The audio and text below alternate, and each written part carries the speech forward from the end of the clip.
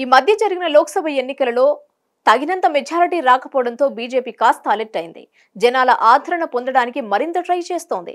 ఈ క్రమంలోనే పేద ప్రజల సపోర్ట్ ను పొందేందుకు సంక్షేమ పథకాల లబ్ధిని పెంచేందుకు కేంద్రం నిర్ణయం తీసుకున్నట్లు తెలుస్తోంది. కేంద్ర ప్రభుత్వం ఆరోగ్య బీమా పథకం ఆయుష్మాన్ భారత్ లబ్ధిని కేంద్రం డబుల్ చేయనుంది.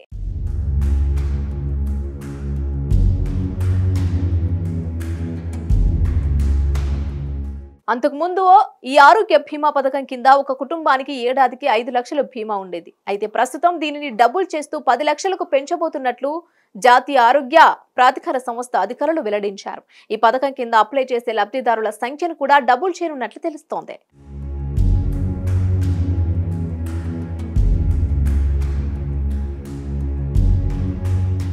కేంద్ర ప్రభుత్వం 3 ఏళ్లలో అనుకున్న టార్గెట్ ను పూర్తి చేసే పనిలో ఉంది. గతంలో 70 ఏళ్లు దాటిన వారికి ఈ పథకం లభించేది కాదు. కానీ ఇప్పుడు 70 ఏళ్లు దాటిన వారికి ఎక్కువ ప్రాధాన్యం ఇస్తారని తెలుస్తోంది. అంచనాల ప్రకారం ప్రస్తుతం దేశంలో ఇలాంటి వారు 5 కోట్లు ఉన్నారని లెక్కలు చెప్తున్నాయి.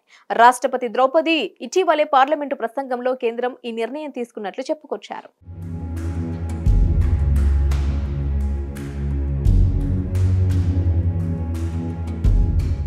అయితే ఈ పథకంతో కేంద్రంపై అదనపు భారం పడనుంది. ప్రతి సంవత్సరం 12,076 కోట్లు అదనపు భారం పడనుంది.